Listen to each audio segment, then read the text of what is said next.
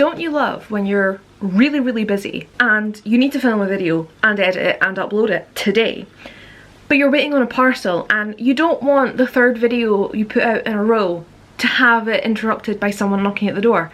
So you check Amazon and it says 9 stops away, so you decide to wait, and you wait for 2 hours and it still ain't here.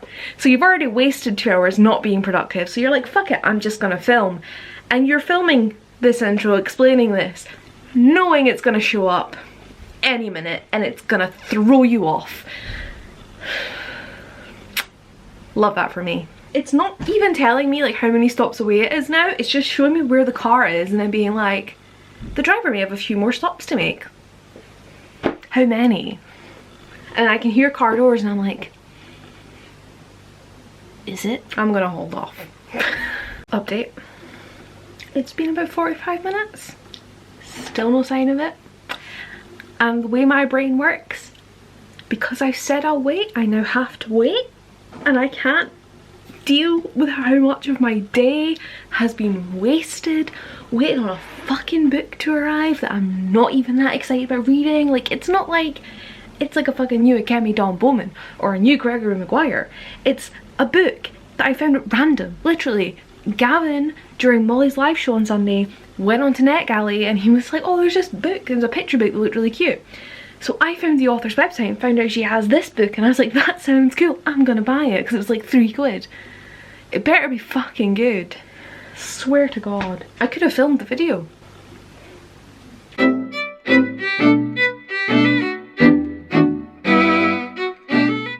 Fuck it. I've waited like 3 hours for this parcel and I'm so over it. I have so much to do and I've wasted my day waiting on it. So we're just gonna get started. And what a surprise. What a surprise. Little Miss Diva. What a shock. The lights went on and Barry, you want action? You want in on it?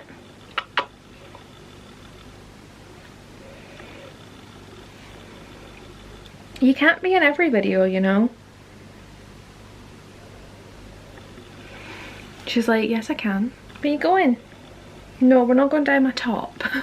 Hi everyone! Today is another bookish video. I think we can just forget that I said I was going to do a lot more non-bookish content, because I actually don't know what sort of non-bookish content I want to do, and apparently there's a lot of bookish content that I do want to do, so here we are. Today I'm going to be doing a book review. I don't do nearly enough of these on my channel. I do have some, mostly ones that I was asked to do because I was like part of a blog tour or because I just really hated the book. This one I was contacted a few weeks ago by the author and I said yes, and at first you're going to be like, Emma, why? Because when I show you the book and give you a brief description, you're going to be like, that ain't your jam. But those of you who know me will soon get why I requested it, well, why I agreed to it. I'm going to tell you why I agreed to it anyway, so let's just get on with it. So today I'm going to be talking about the KC Warlock Weekly, Book 1 Accused by M.N Jolley. Now, M.N Jolley got in touch with me a few weeks ago, as I said, and asked if I wanted to read their self-published book. And this is about Levi. I always want to say Levi, but it's not. He explicitly explains in the book that it's not Levi, it's Levi. He's a journalist. He does a magical newspaper. He's not magical, but in this world there is magic, and it's akin to Harry Potter in the sense that the magical world goes alongside the real world, but like the real world doesn't know it exists. That's the only comparison I'm going to make to that book, because this is so much better. In this, Levi has been accused, hence the title, of murdering someone, and there's demons in this, like witches, vampires, all matter of supernatural beings. And I know a lot of people will be like, Emma, you don't like fantasy, you don't like that sort of thing, like why did you pick this up? Now, it's a mystery, first and foremost. Like the paranormal type aspect is very, I don't want to say secondary, but like it's just the setting. This is just the way the world is. The main theme of this book is the sort of mystery, like who actually murdered the person Levi's accused of murdering. But aside from the mystery that I love, Levi is autistic. Now, I myself am autistic. The author is also autistic, which is always a bonus because you just know that they're gonna get it right, and they definitely did. What I appreciate in this is there is a part where Levi does say, "I'm autistic," and it is in the description that he's autistic. Really, really, why have we got heavy fucking machinery now? It's a struggle. So while we do know for a fact, and it is stated on page, that Levi is autistic, it's never like, "I'm autistic, I'm autistic, I'm autistic, look, disabled rep, look, neurodiversity," like, oh, he literally just one point is like, "Oh, I'm autistic," and just like brushes over it. But we see, even before then, and like all throughout, little snippets that I'm like, as an autistic person, like, oh, that's autism. And I just really appreciated that it was never thrown in your face. It was just there, and it's just who Levi was. And in that same vein, there's a character in here who's non-binary, and I kind of twigged because Levi was always referring to them as they, and I was like, okay, you're deliberately only ever saying they. And then it's later on in the book where another character speaks on the phone with this person, and they say to Levi, like, "He said," and Levi's like, "Oh, no, they're non-binary."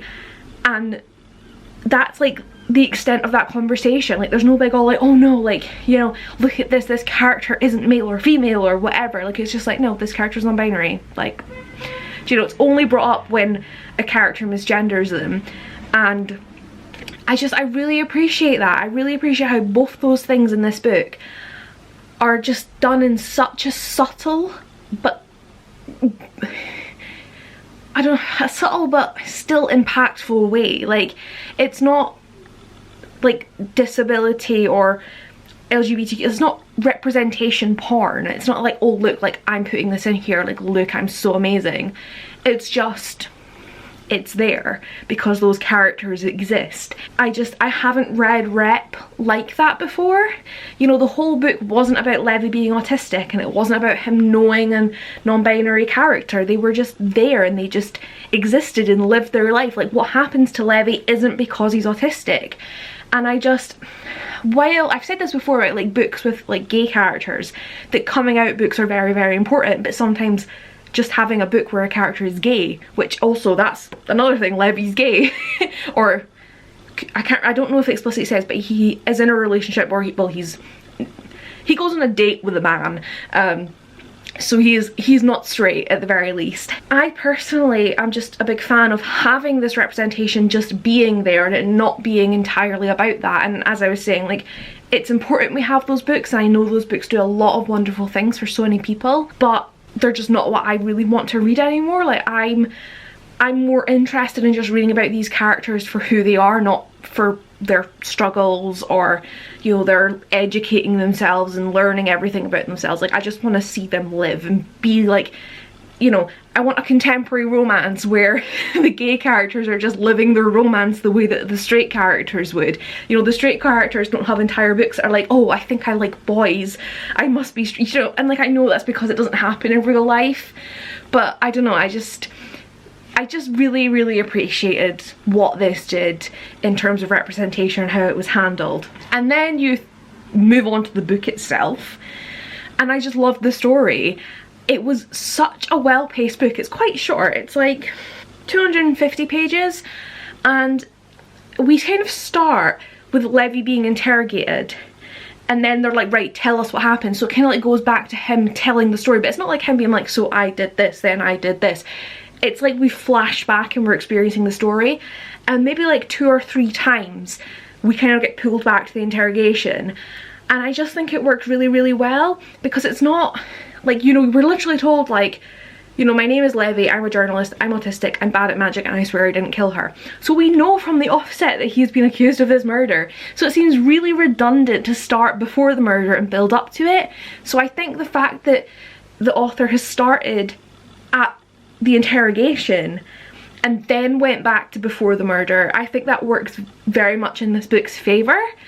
And throughout, the pacing is just brilliant. I mean, it only takes place over maybe two days, but it didn't feel like things dragged, but equally I didn't feel like it skipped over big sections of time that like were really important. Furthermore, like I personally, the thing I hate about mysteries is I usually will read them and be like, yeah, it was you, yeah, it was you, yeah, it was you. But I did kind of find myself going, well, okay, like when are we going to meet the person that did this? And then I'm like, wait, have we met the person that did this? And I also, this might sound strange for a mystery, but like I wasn't actually that bothered about who did it. I was just enjoying the journey. Like, as I say, there's like vampires and all of this like going around, like all this ridiculous magical stuff going on and all these creatures showing up. And I was just like enjoying being like, okay, like what's gonna happen now? And normally, you know, sometimes I find you can read books like that and be like, yeah, okay, this is so believable. And like, I know it's fantasy, it's not gonna be realistic, but I didn't find myself being like, okay, like that's a bit far-fetched. Like I was just going with it and having a great time. And I gave it 5 stars, which it was one of those books where it's not like a literary masterpiece, but it was just that enjoyable. And like saying that, I'm not saying it was badly written, like this is where it sounds really bad, but like for a self-published book I was very surprised. Like, you know, I'm always very cautious, like have they had editing, have they, you know, like have they just written it in like a week and thrown it out there? But you can tell that work has went into this, and it definitely reads like something that could have been traditionally published in my opinion. Like I don't think it's going to be like, you know, like a Penguin book, but like Tor or something. I could totally see one of those like publishing it. So I definitely think M.N Jolley is an author we should be watching out for. I do believe there is a second book which I'm very interested to pick up, and I think for my fellow autistics out there, I do think you'll appreciate this as well. Just having an autistic character and knowing it's written by an autistic author,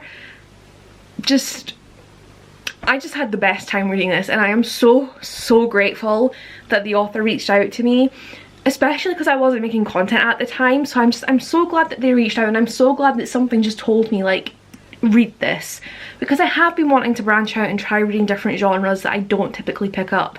So I'm just so glad that this came into my hands, and I really hope you guys will give it a bash. Like I know there's a few of you that I think would enjoy this, it's your kind of thing. So there you go, there's what it looks like. It's on Amazon. I think the paperback is about £12, obviously it's self-published, but I would pay that. Like I don't think it's that unreasonable. I mean, £8 for a paperback, you're talking £4 extra, and you could definitely devour this in one sitting. Like I have been in a slump for months, and I think this took me maybe 2 or 3 days, which it's taken me a minimum of 2 weeks to get through a book lately, so that tells you everything. And I can't believe I actually got through that book review quite significantly well. Wow, I fucked it at the end there, didn't I? Oh, listen, I feel like I was somewhat coherent and explained the book at least a little to you. So there we have it, Emma does the book review. I'm now gonna go and continue waiting on this parcel and edit this video, because I told the author it would be up today, and I haven't filmed. Well, I have filmed it now. Listen, it's been a week. This election, I'm not even American. It's listen, I've got blue hair and everything. I'm manifesting. Thank you guys so much for watching. Please like the video if you liked it, just like it if you didn't. Leave a comment down below. And I suppose you should probably hit subscribe, because actually I have enough subscribers for monetization. It's view time, so you better watch all the way to the end, because I need like 3,500 hours. So I hope you all have like a year. I don't know math. What's 3,000 divided by 24? I don't know. Too much. So yeah. Oh, nearly fell. Oh, I need to take a thumbnail. Anyway, I'll see you guys in my next video. Bye!